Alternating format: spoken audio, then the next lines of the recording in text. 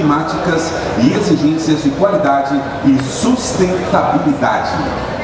E eu convido da PIA Marketing Limitada, senhor Carlos Brando. Seja bem-vindo. Recebe nosso carinho. Muito obrigado. Muito obrigado. Boa tarde, amigos e amigas do café. Eu quero, em primeiro lugar, agradecer os organizadores do evento pela oportunidade de estar aqui para falar com vocês sobre a cafeicultura mundial, que inclui a brasileira, perspectivas futuras num ambiente de mudanças climáticas e exigências de qualidade e sustentabilidade.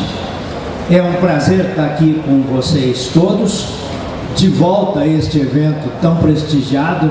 Falei várias vezes aqui antes, com muito orgulho, sempre digo para todo mundo. E um agradecimento especial ao Cláudio, presidente da ACA, ao André Fernandes, grande amigo que eu muito admiro, o Mosca e a Viviane pela parte logística. Eu vou pedir desculpa para vocês que eu vou falar sentado, gosto de falar em pé, mas eu quebrei 2 ossinhos do pé. Então, por favor, tenham paciência comigo. Antes de começar, eu queria agradecer o Mosca e cumprimentar e o André por essa fantástica retrospectiva do que está acontecendo no Brasil. Aprendi muito sendo brasileiro e estando sempre por aí. Foi fantástico, muito bom, excelente ideia. A próxima. Antes de começar, eu quero falar... Próximo, por favor. Algumas palavras sobre a PIA, a nossa empresa, e o nosso grupo de pequenas empresas. A PIA tem atuação global em diversos setores do agronegócio e exporta equipamentos Pinhalense e Carmomac para mais de 100 países nos 5 continentes.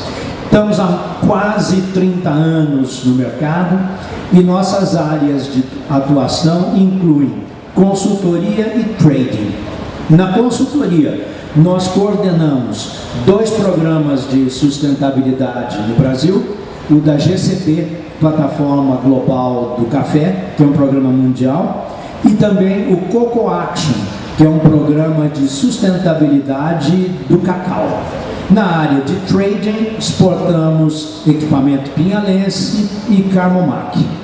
As empresas do nosso grupo são pequenas, mas são diversificadas. Nós temos a GSB2, que é uma agência de propaganda focada no café e hoje no vinho também. A Qualicafex, que é uma exportadora de cafés especiais, a Exotic, que é um torrador de café especial, e a Fazenda Santana, que produz cafés especiais, premiados em vários concursos de qualidade, e agora está plantando uva para produzir vinho. Pinhal, no estado de São Paulo, está se transformando na capital estadual do café e do vinho. A próxima. Aqui nós temos um resumo dos clientes da PIA no mundo. Por exemplo, no setor privado, naturalmente a Pinhalense e a Carmomac, mas empresas tão diversificadas como a Nestlé, a Yara, a Singenta, a Coa Chupé, a Melita e muitas mais. No setor institucional, a Plataforma Global do Café, a Fundação Mundial do Cacau, a Organização Internacional do Café, Cafés da Índia, a Federação na Colômbia, a Associação Africana de Cafés Especiais, Banco Mundial, BSCA e etc. No setor público, Ministério da Agricultura, Apex, Agência de Promoção das Exportações, a CEAPA, aqui de Minas Gerais, etc. A próxima. A nossa exposição no mundo do café vai além das empresas. Hoje eu não estou mais diretamente envolvido com a atividade das empresas, eu dedico meu tempo a conselhos aqui no Brasil e 3 deles fora do Brasil. E hoje eu presido o conselho da Plataforma Global do Café, a GCP, que ela é estabelecida na Suíça, com um escritório central em Bonn. Aí vocês têm uma visão de quem são os membros da GCP. São membros dos setores de produção, do comércio de café, da indústria, do varejo e do terceiro setor, a sociedade civil. O Brasil é o país que tem o maior número de membros na GCP. E essas empresas estão aqui na GCP por sua preocupação com o ESG, que está no título da palestra: meio ambiente, aspectos sociais e governança. Por que uma empresa como a Nestlé, o maior torrefador do mundo, está numa iniciativa pré-competitiva? Tudo que se faz aqui é pré-competitivo, porque tem coisas que ela não consegue fazer sozinha. Então ela precisa dividir essas tarefas com outras empresas. Tá, obrigado. Então, a próxima. Os setores e empresas, aqui está o conselho da GCP que eu presido. O conselho mostra a diversidade da plataforma global de café, bem como o acesso à informação que a gente acaba tendo. Os países produtores à esquerda têm um representante da Ásia, um da África, um da América Latina, que não está aí porque está sendo buscado, e um do Brasil, que por seu tamanho e importância do agronegócio, o Brasil tem sozinho um membro, que é o Rafael, lá da Comap. Pelo lado da indústria estão os dois maiores torrefadores mundiais, a Nestlé, a JDE, que é a pilão no Brasil, a canadense, maior torrador canadense, Mother Partners, e a americana West Rock, que não tem marca, mas ela é fornecedor grande do Dunkin' Donuts, do McDonald's, de restaurantes, etc.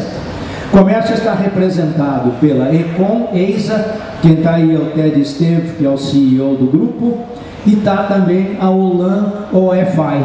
Quem está aí na Olan OFI é um dos vice-presidentes dela.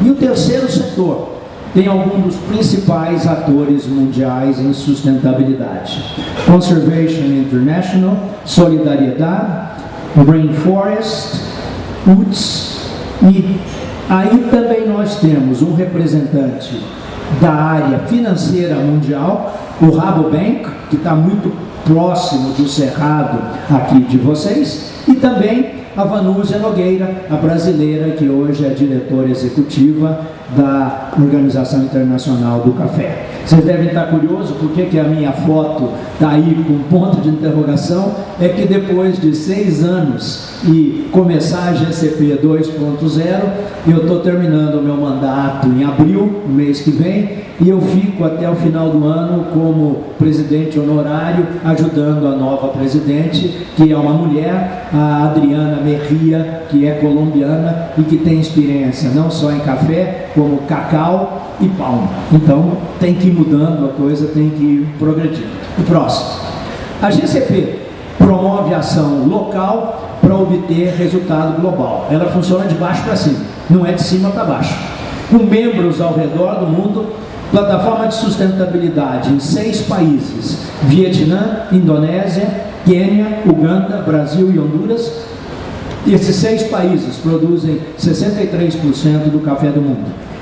Nós temos ações de iniciativa coletiva, eu vou descrever isso depois, em 3 países, e atividades nos 10 países que estão na tela. Próximo. A meta da GCP para 2030 é ambiciosa, muito ambiciosa.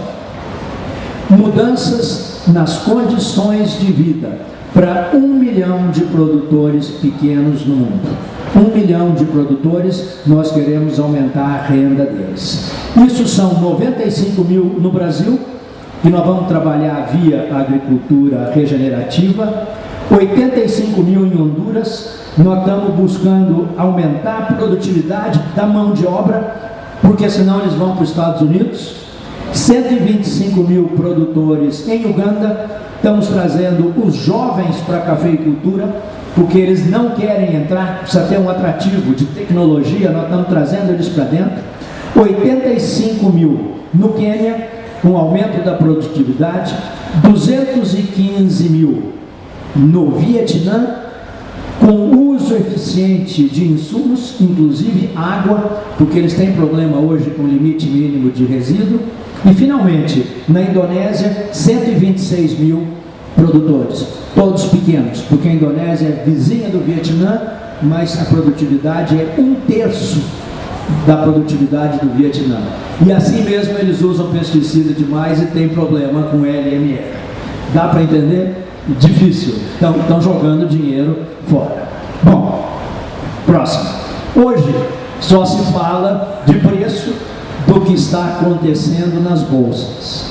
E quem achou que eu ia ter a resposta aqui, errou redondamente. Sinto muito, mosca. Ainda não tenho a resposta. Mas nós temos um boletim mensal que fala não do que está na telinha com preço. A telinha é a mesma no mundo. Todo mundo vê as notícias hoje, mais produção, menos. Nós falamos mais de fundamento de mercado. E nós temos um boletim mensal que se chama Confidential, que ele vai para 10 mil pessoas em 80 países, em 7 línguas, inclusive em chinês. E frequentemente nós sondamos o produtor aqui e colocamos o que nós achamos que é a opinião do produtor brasileiro. Não sei se manipulamos ou não, mas nesse mês, na opinião do cafeicultor brasileiro, saiu que, surpreendentemente, os preços do café não caíram antes da colheita no Brasil, porque cai sempre. Dessa vez, não. Bom, próximo. O Confidential também resume preços no Brasil, preços aqui dentro, não lá fora. E é interessante, são preços em reais, e nós escrevemos que raras vezes os preços de arábica e robusta estiveram tão próximos. Por quê? Bom, próximo. Eu gosto muito das análises do escritório Carvalhais, não é propaganda, é o amigo Duda, que é conselheiro comigo lá no Museu do Café em Santos, e ele escreveu: o Vietnã está praticamente fora do mercado. E notícia recente, os vietnamitas não estão querendo entregar café agora, quem vendeu ou quem acha que vai subir mais. Então está piorando. Há aumento de consumo na Ásia, há entraves logísticos no Mar Vermelho, o café do Vietnã e o robusta de Uganda não está chegando na Europa, estão baixos os estoques mundiais. E não preciso dizer depois para você, depois de tudo que nós escutamos, que há mudança climática no Brasil e no mundo. Assim, nós temos altas históricas em robusta e os robustas estão arrastando os arábicas. Vamos conversar um pouco sobre isso. Próximo. Vejam vocês primeiro que interessante, que o padrão de safras altas e baixas brasileiras está sendo quebrado. E o que eu escutei aqui indica que em 25 deve ser quebrado de novo, a não ser que aconteça alguma coisa muito grave. Nós já vamos ter 3 safras altas seguidas, 22, 23 e 24. Isso só ocorreu 7 vezes em 144 anos. O mais interessante, há uma boa probabilidade de nós termos 4 safras altas seguintes, se 2025 for maior que 2021. Gente, isso só ocorreu uma vez na história. 89, 90, 91 e 92. Mas o mais curioso de tudo é que o Brasil produz mais café e o preço sobe. Não é um paradoxo? Diferente de tudo que a gente já escutou? Mais interessante, dólar está subindo. O que acontece quando o dólar sobe? O preço do café no Brasil baixa. Baixou? Não, subiu. A pergunta é: o que está acontecendo no resto do mundo? Alguma coisa está acontecendo. Ou então os fundos estão com tanto dinheiro que eles estão comprando e que me assusta muito se eles mudarem de ideia. E às vezes a gente pensa só no café, mas o fundo não está só no café. Ele está no petróleo, está no cobre, está na soja, no algodão. E às vezes pode acontecer uma coisa lá fora que não tem nada a ver com o café, mas fica melhor comprar lá. Então eles vendem. Mas eu não vou entrar nessa. Eu vou falar com a visão de quem exporta equipamento pinhalense para 103 países e preside o conselho da GCP, e eu sou membro do conselho do Coffee Quality Institute do Kilgrave. Por que eles me convidam para conselho?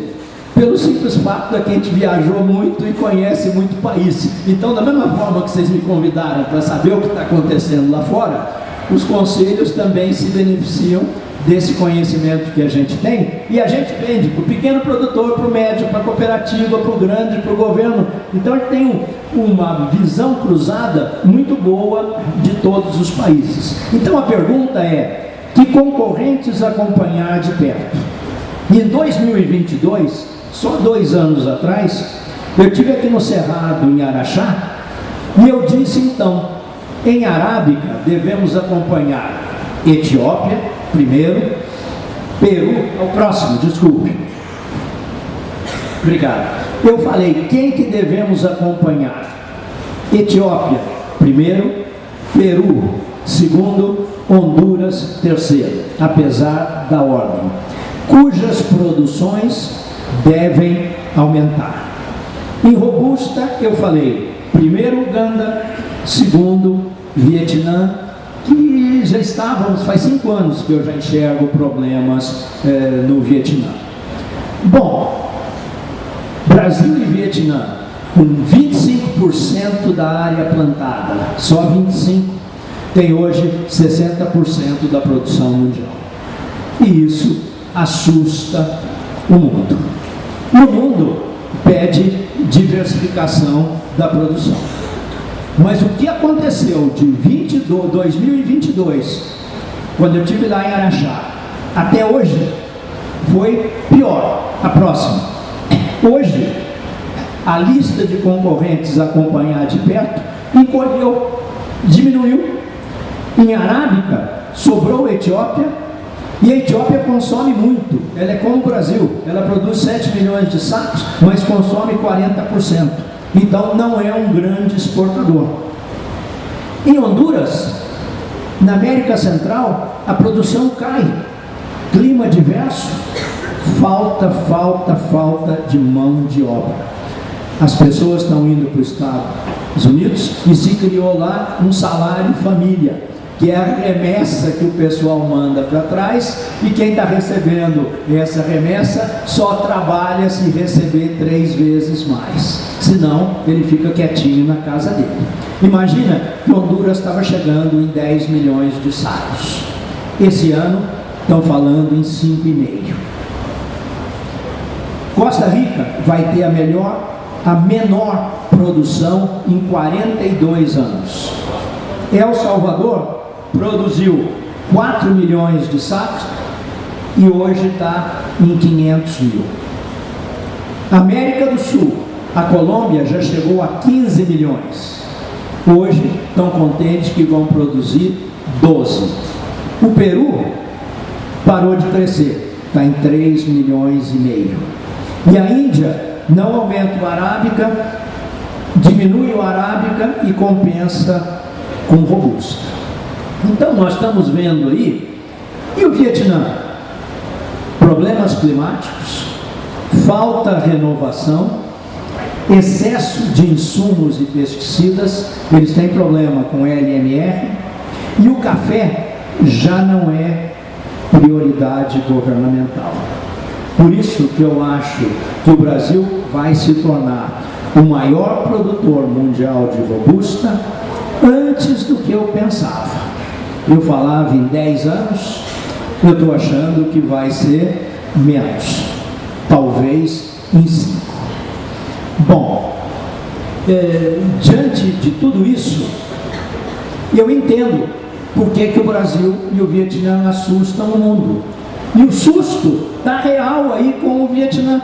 Por que o preço está subindo? porque a colheita caiu no Vietnã, eles não estão conseguindo mandar o café para a Europa. Então, essa concentração é perigosa para o comércio? É perigosa. A única vantagem é que o Brasil e o Vietnã plantam 2 tipos de café diferentes, mas isso não atrapalhou tanto, porque o Robusta está empurrando o Arábica. Em termos de geografia, estão muito distantes. É um caso diferente do cacau, onde Costa do Marfim e Gana, 2 países pequenos e vizinhos, têm 75% da produção. Por isso que o problema climático lá fez o preço do cacau passar de $2.000 a tonelada para 11.000. Não estamos lá ainda, mas se nós nos tornarmos o maior produtor de Conilon Robusta do mundo, isso vai começar a acontecer também. Embora eu acho que uma mensagem que nós temos que mandar mundo afora e não mandamos é de que o Brasil são muitos Brasis, e isso nós vimos hoje. É muito difícil você ter um problema climático que atinja o Brasil inteiro. Vocês mostraram isso aí, como isso é variável, mas o mundo não sabe disso. Que distância está, Jano? O oeste da Bahia do Paraná, 2.000 quilômetros, 3, e o Espírito Santo de Rondônia, é um continente, e isso nós precisamos vender melhor para dar mais segurança ao nosso comprador. Nós não somos muito bons de marketing. Bom, Indonésia, Colômbia, já falei, Indonésia, produção cresce, consumo doméstico cresce, o café não vai para fora, fica lá dentro. O consumo aumenta mais que a produção. Então eu gosto de falar nessa palestra onde está o principal concorrente do Brasil hoje. Vou pedir um favor para vocês. Olhem à direita e olhem à esquerda. Próximo slide. Vocês são os nossos principais concorrentes. Somos nós mesmos. O maior concorrente do Brasil hoje em Arábica e Conilon é o Brasil mesmo. Nós temos que produzir mais para satisfazer essa demanda mundial, e nós temos que mostrar para o mundo essa distância de 3.000 quilômetros, 4.000 quilômetros, que nós estamos de latitude 0 a latitude 23 lá no Paraná, né, Pelosi? Então, uma variação muito grande de climas que as pessoas não entendem.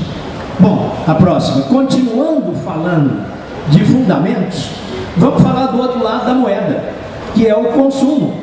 Na verdade, eu acho que a demanda mundial, o consumo mundial, está crescendo mais do que parece, puxado pelo potencial de consumo de países emergentes e países produtores, e principalmente na Ásia e com café solúvel. Daí vocês vão falar, vem o Carlos Brando com más notícias para o Cerrado. Tenham paciência um pouco. Mas, hoje, a Indonésia é o maior mercado do Sudeste Asiático, é um dos que mais cresce. E 30% do mercado é esse envelopinho aí de 3 em 1. É café solúvel, açúcar e leite. É gozado que nas cidades lá na Indonésia, eles têm uma bicicleta que chama Starbikes, não é Starbucks, é Starbikes, é uma bicicleta que vai com esses envelopinhos vendendo o café na rua.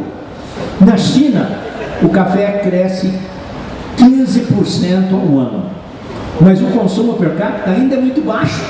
1,2 bilhões de habitantes, estima-se que apenas 300 milhões consumam café pelo menos uma vez.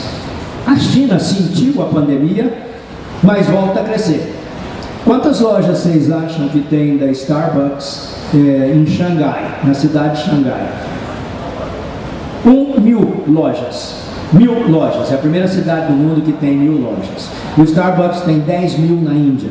E o principal concorrente tem 12.000 lojas e entrega o café quente nos escritórios nas cidades grandes. Você pede, eles entregam o café no seu escritório.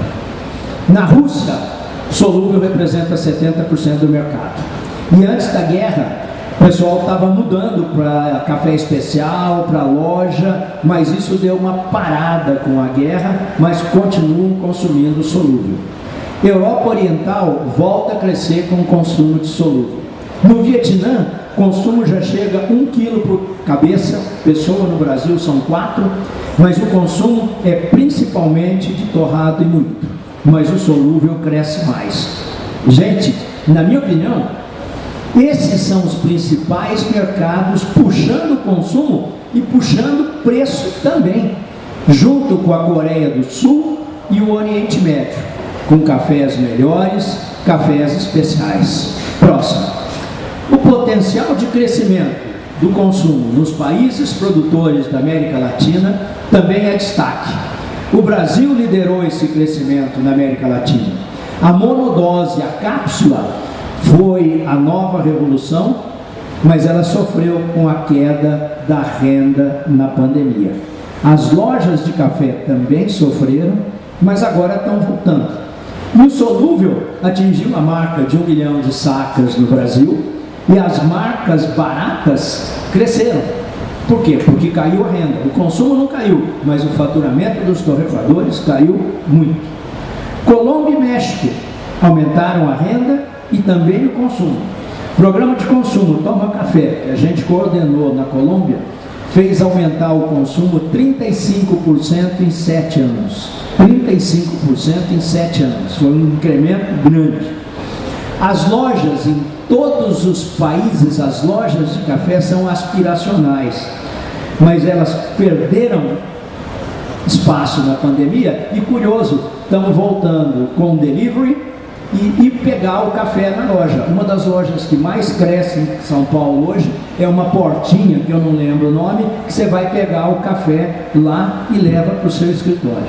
E o setor informal, que já foi forte no Brasil, não está nas estatísticas, mas, por exemplo, ele é fortíssimo no México, ele é fortíssimo na Colômbia, fortíssimo na América Central. Bom, interessante, consumo no México, 2/3 do consumo é solúvel. A gente fala tanto da Colômbia, 45% na Colômbia do consumo é solúvel. Por quê? Por causa do preço. Solúvel na xícara é mais barato que o torrado moído. Bom, próximo. Eu estou falando muito de solúvel, vocês estão falando, pensando uma notícia para nós aqui, mas a escada do café que a PIA desenhou, ela mostra que o solúvel e o robusta abrem caminho para os arábicas. Como que isso acontece? Se vocês olharem à esquerda, os países que tomam chá, países que consomem chá, eles entram no café pelo solúvel, pelo spray, o solúvel em pó. Melhora a renda ou melhora a qualidade, eles vão para o liofilizado. E muitos deles vão depois para o torrado e moído e para o expresso. Do outro lado, os jovens começam hoje com cafés gelados, energéticos, refrigerantes. E eles vão para onde? Pronto para beber, o café gelado, etc. Que é basicamente solúvel. Mas depois eles vão evoluindo com o milkshake, com o expresso, o cappuccino. Então eles vão evoluindo. Veja o que está acontecendo com o consumo em casa nos Estados Unidos. Primeiro produto, primeira forma de preparação em casa é o filtro. Segundo é a cápsula. O terceiro era o expresso. No ano passado, a bebida pronta para beber passou na frente do expresso. Ela não dá trabalho, está pronta aqui. Expresso precisa máquina, precisa mão, etc. Isso mostra a força do solúvel no mundo. Por que vocês acham que a Dreyfus comprou a Cacique 15 dias atrás?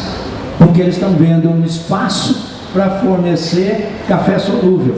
A OFI, a Holanda, tem uma fábrica no Vietnã, acabou de fazer uma em Linhares, no Espírito Santo. A EISA, a Econ, tem fábrica de solúvel no México. Então nós estamos num mundo que está mudando, mas o importante não é que é ruim que as pessoas estão bebendo solúvel. Muita gente nova está começando, o consumidor novo, começando com solúvel, e ele vai mudar para os outros produtos.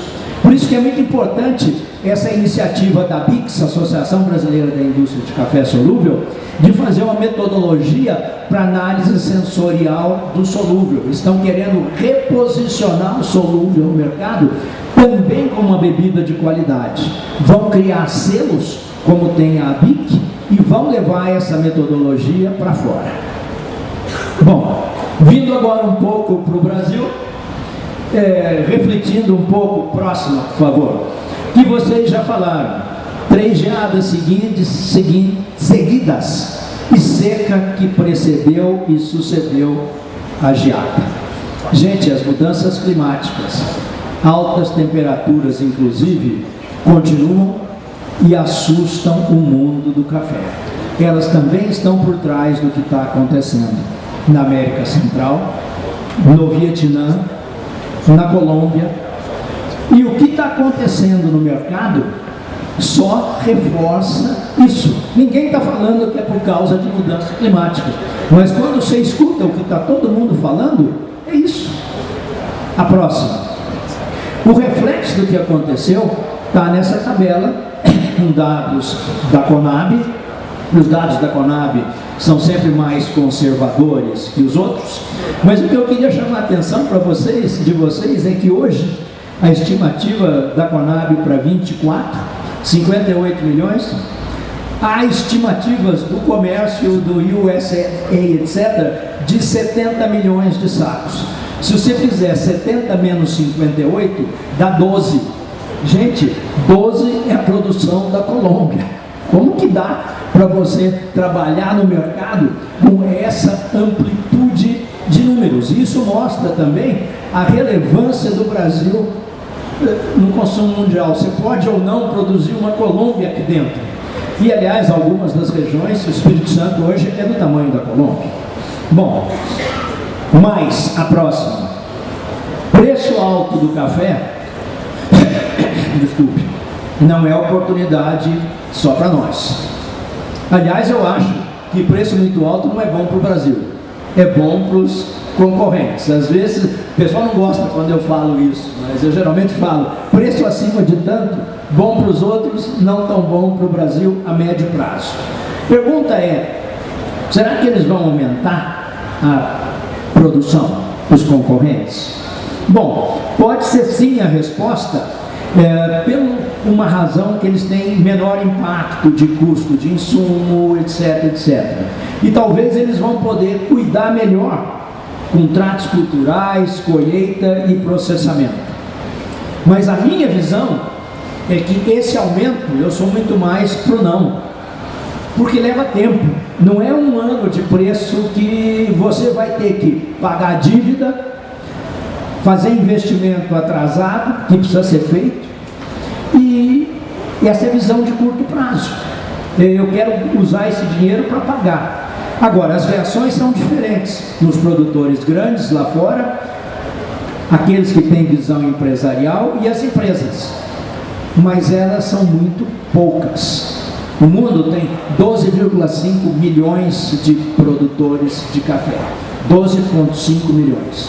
90% tem menos de 1,5 hectares. Então, os grandes são poucos lá fora.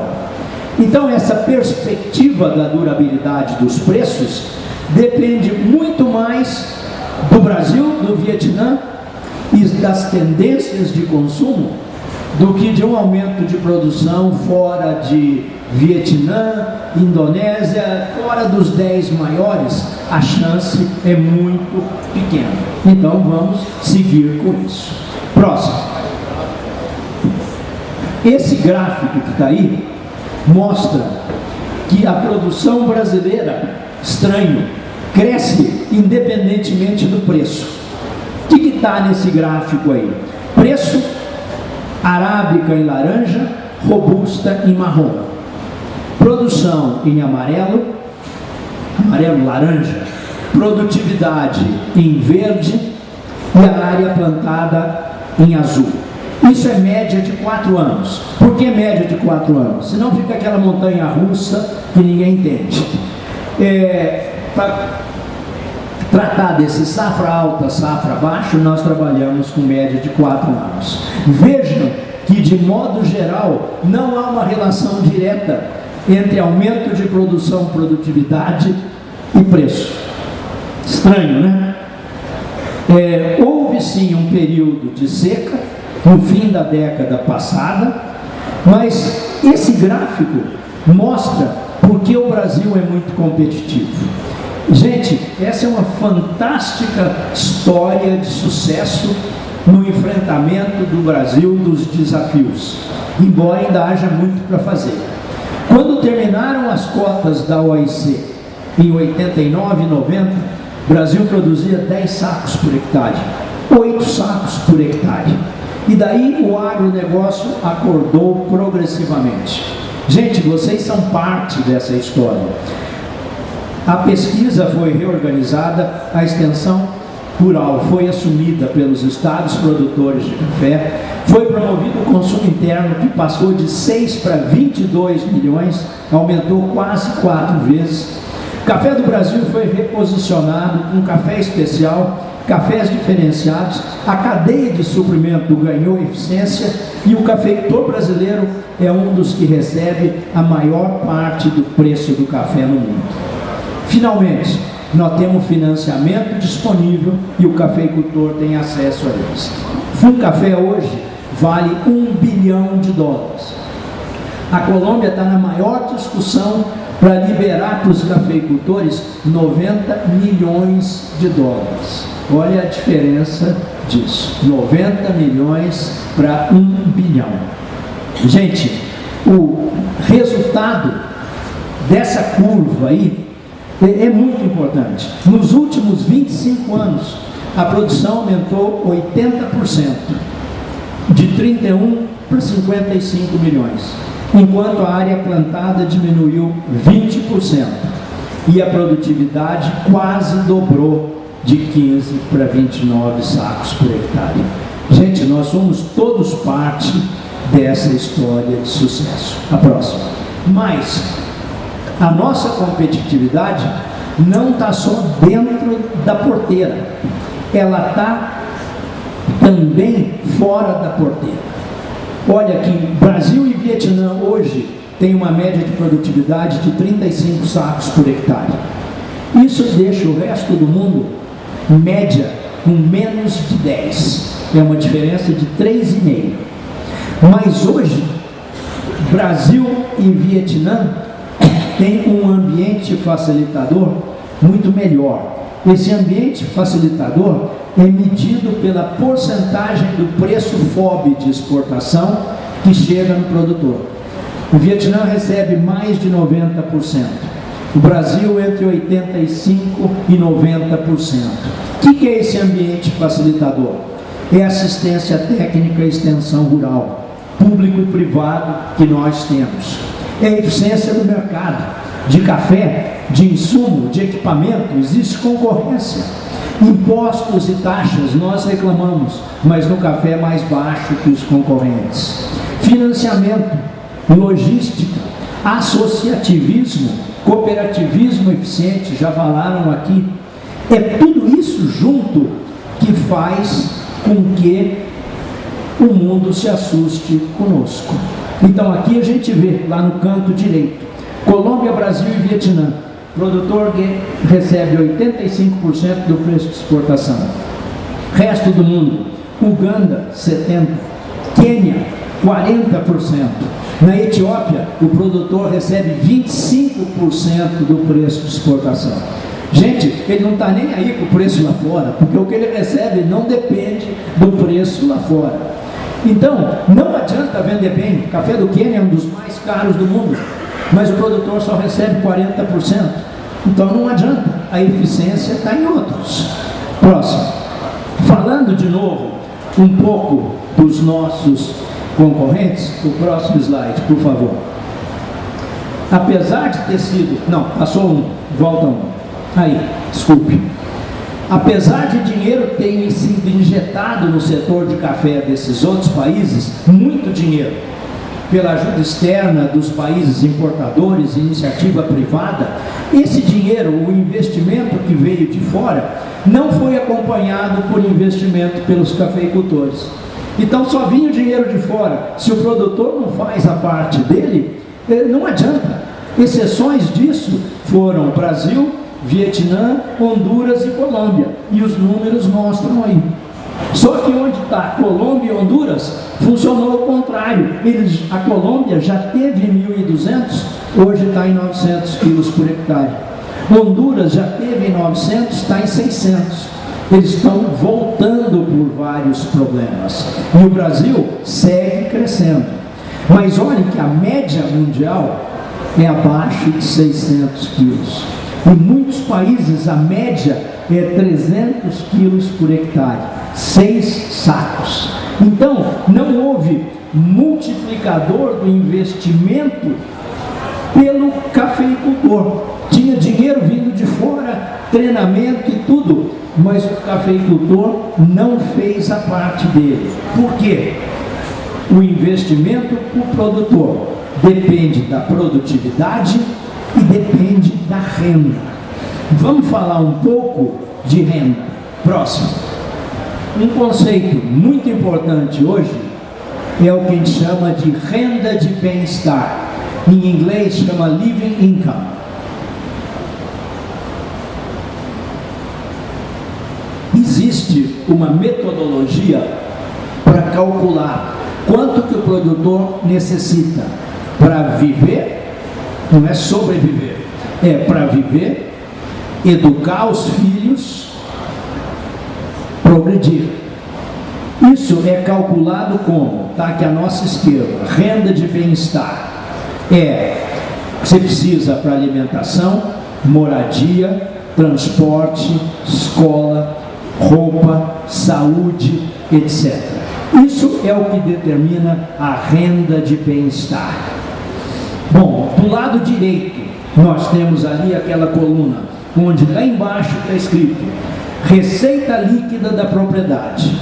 É a produção que você consome, o frango e o milho que você planta para consumir, é a receita da cultura secundária que você vende e é a receita da cultura principal. A receita de fora da propriedade é o trabalho que se faz para o vizinho, é o emprego que alguém da família tem na cidade ou o negócio que o cafeicultor tem. E outras fontes de renda, remessa que vem do exterior, dinheiro no banco, etc. Daí no meio você tem essa linha pontilhada, que é o mínimo onde você está, é a renda de bem-estar. Se tudo isso aqui tiver para baixo, tem um déficit de renda. Se tiver para cima, tem um excedente de renda. Meus amigos, os dados que eu vou mostrar para vocês em seguida são únicos no mundo. Únicos no mundo porque ninguém viu? Não. Porque o Brasil é o único país no mundo onde a maior parte dos cafeicultores estão acima da renda de bem-estar. Próximo, vocês vão gostar desse slide. Veja o resultado do estudo de renda de bem-estar por região que a plataforma global fez no Brasil. A cor forte é a renda do café. A cor fraca são as outras rendas. Esses foram 2.000 produtores entrevistados até 100 hectares.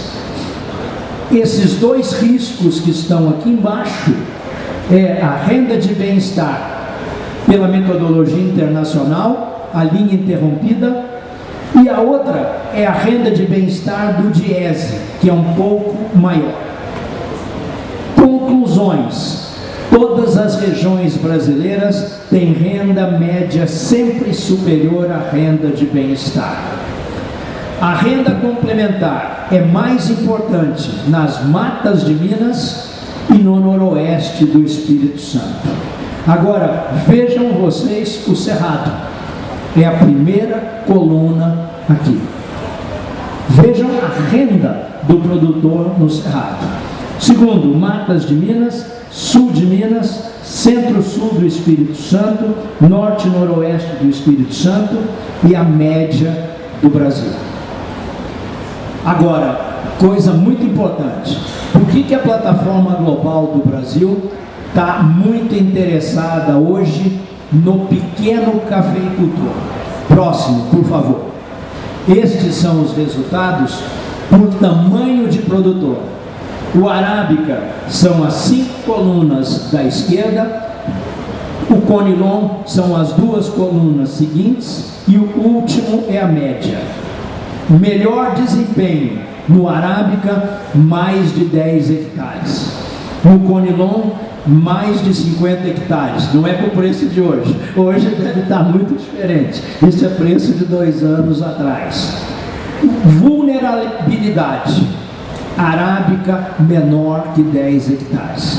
É difícil para o pequeno produtor. As colunas começam com arábica 0,5, arábica 5,10, arábica 10,20, arábica 20,50, arábica 50,100. Conilon 0,50, 50 a 100. E, muito interessante, os pequenos produtores de arábica 1 a 5 hectares e de conilon têm uma dependência muito grande de renda complementar. Olha como a faixa amarela deles é bem maior a faixa laranja do que a faixa vermelha. Isso é uma coisa importante para o pequeno produtor. Ele depende muito do que ele ganha fora da fazenda. Como eu disse no começo, Brasil não é um mar de rosa. Nós temos problemas, dificuldades com pequenos produtores, inclusive aqui no Cerrado. Vocês sabem disso. E esse é o ponto fraco que a plataforma global do café vem atacando. Bom, próximo. Falando em mudanças climáticas, todo mundo viu que elas são um problema crescente. Será que só aqui?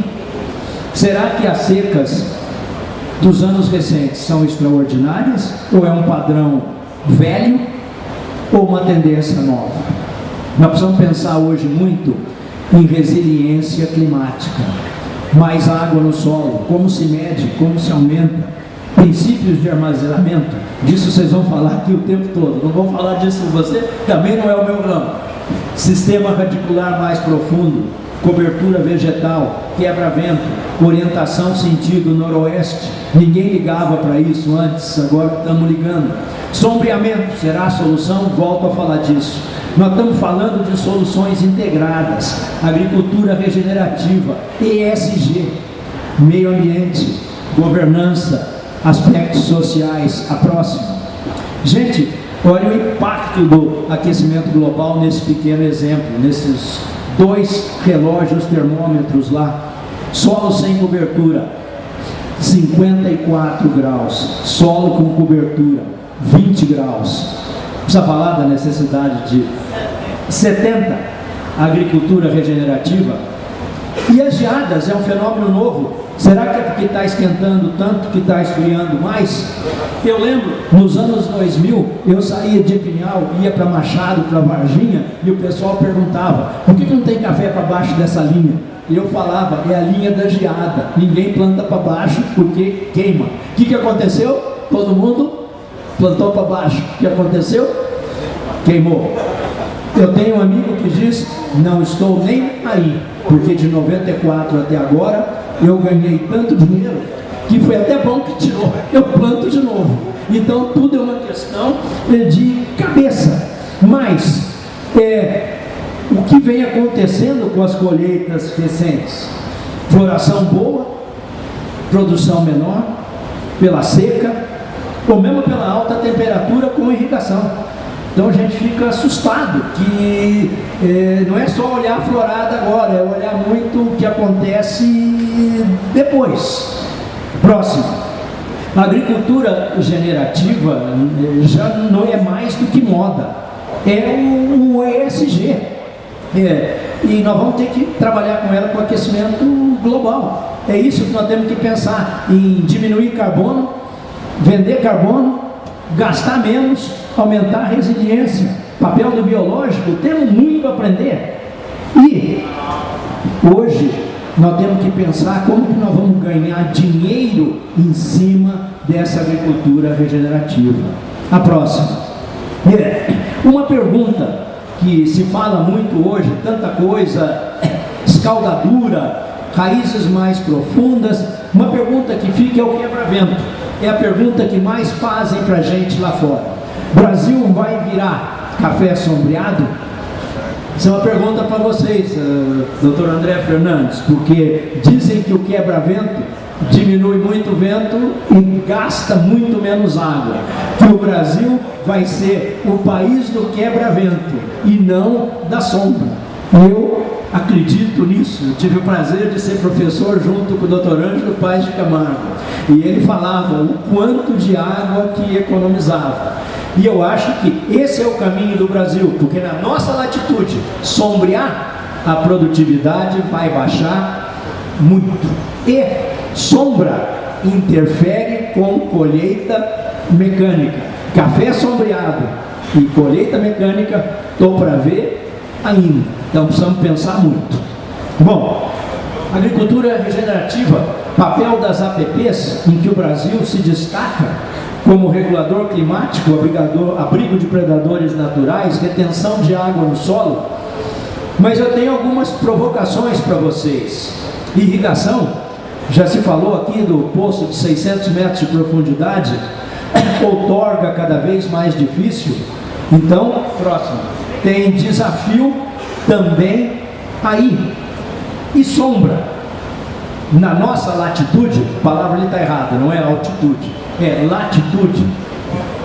E essa história de praga e doença é uma coisa que pouca gente está pensando, mas existe uma tendência para melhorar a qualidade do café, nós temos mais espaço entre a colheita e a floração, entre a floração e a colheita.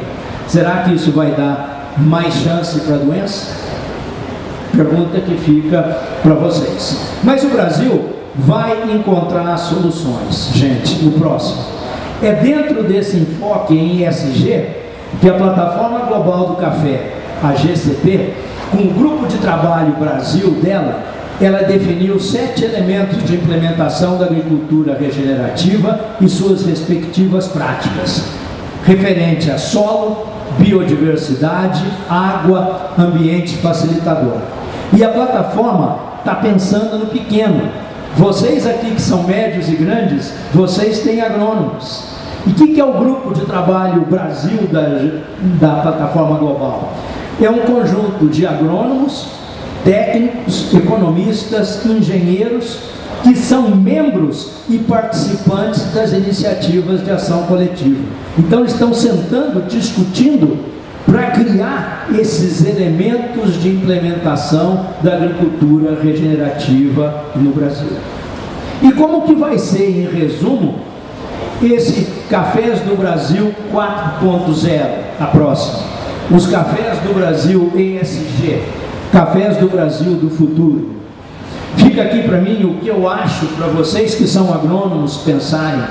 Agricultura regenerativa, controle de pegada de carbono.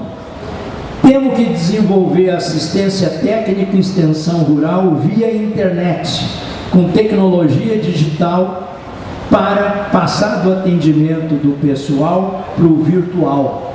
E precisamos ter treinamento para essa tecnologia e porcentagem de conexão. Não adianta o cara ter o smartphone se o smartphone só funciona na cidade. Ele tem que funcionar no campo. E se vocês agrônomos aqui estão preocupados que vocês vão perder emprego por causa de assistência técnica digital, esse pessoal não tem dinheiro para pagar agrônomo. Por isso que eles dependem da assistência técnica. E a Plataforma Global está trabalhando com o C-Café, no produtor informado digital sustentável, e o maior parceiro nosso é o Senar, com esses programas também de educação à distância.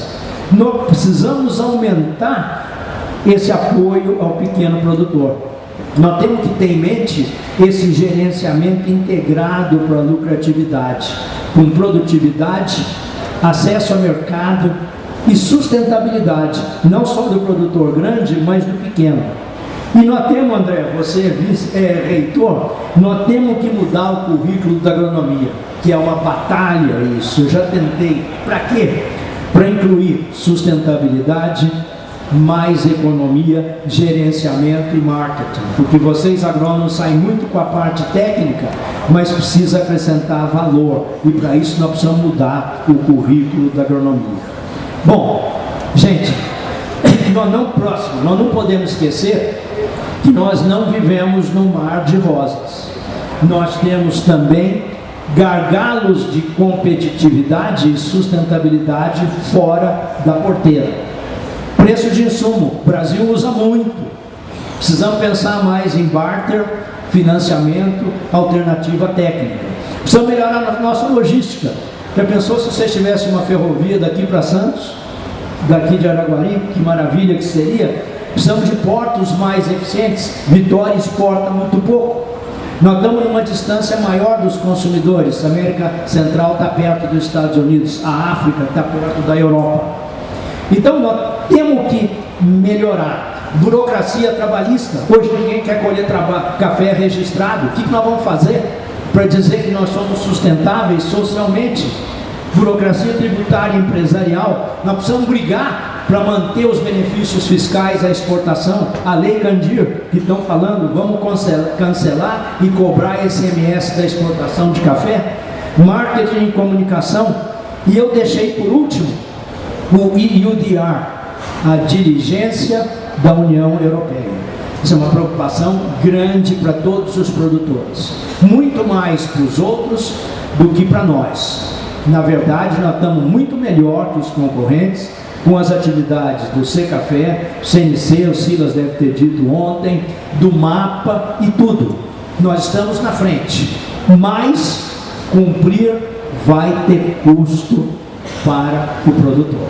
Então, embora talvez não afete a nossa competitividade, vai afetar o nosso custo. Próximo. Agora, uma coisa que me chateia muito no Brasil é que nós temos pontos negativos, passivos, aparentes e alguns que são reais.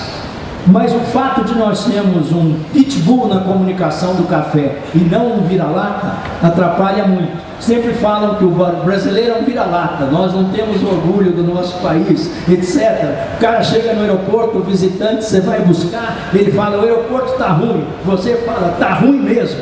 Em todo outro país que você vai, o cara fica bravo, fala, o aeroporto está bom. Agora, no café, nós somos pitbull. Então, quando fala de condição degradante de trabalho, nós ficamos bravos que não tem. E tem.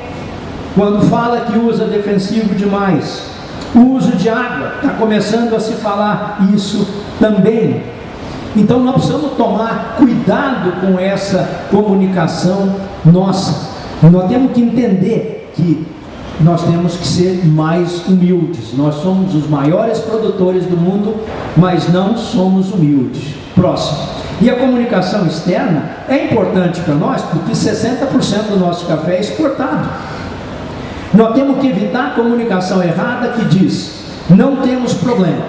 Eu me lembro, um ano atrás, quando houve um problema de trabalho escravo no Brasil e trabalho infantil na Guatemala.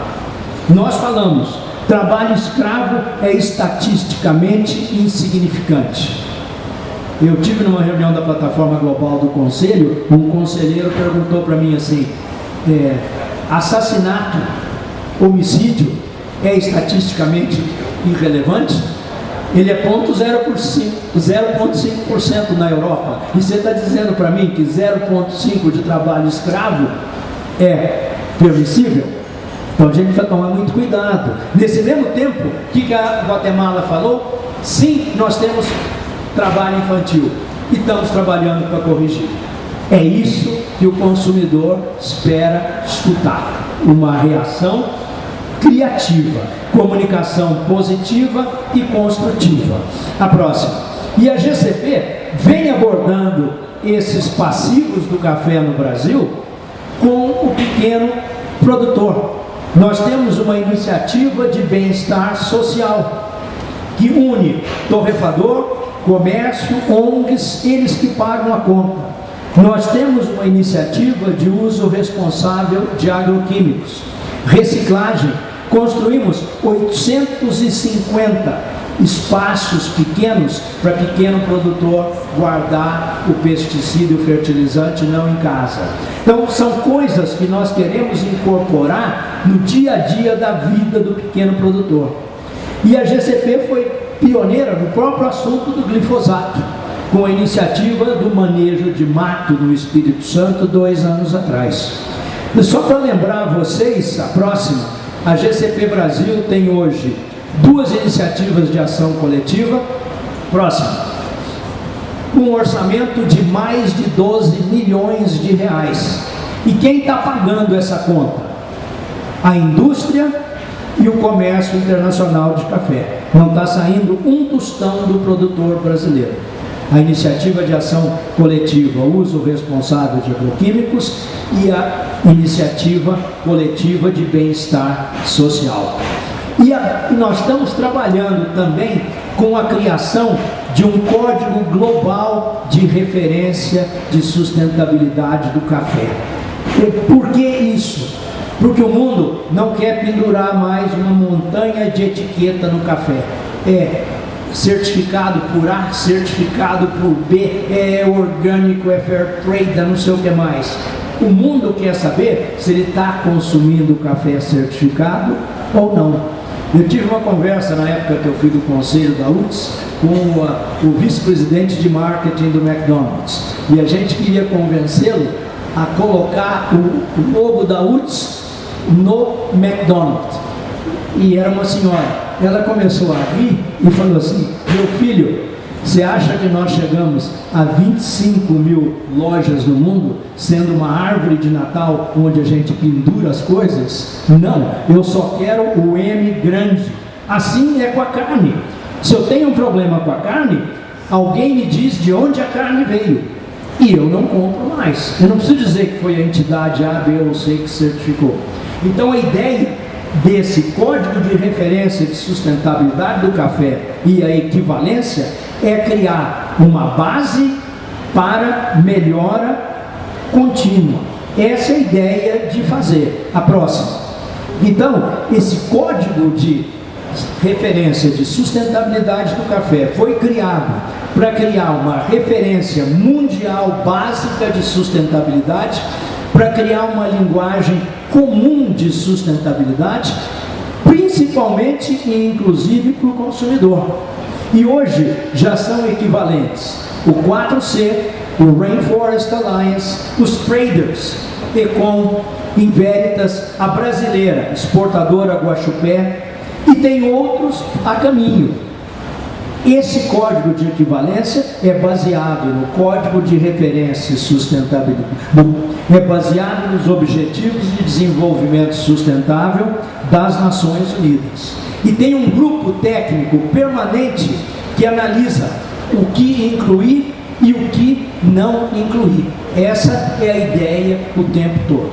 Bom, esse código, próximo, esse código de referência da GCP serve de base para um relatório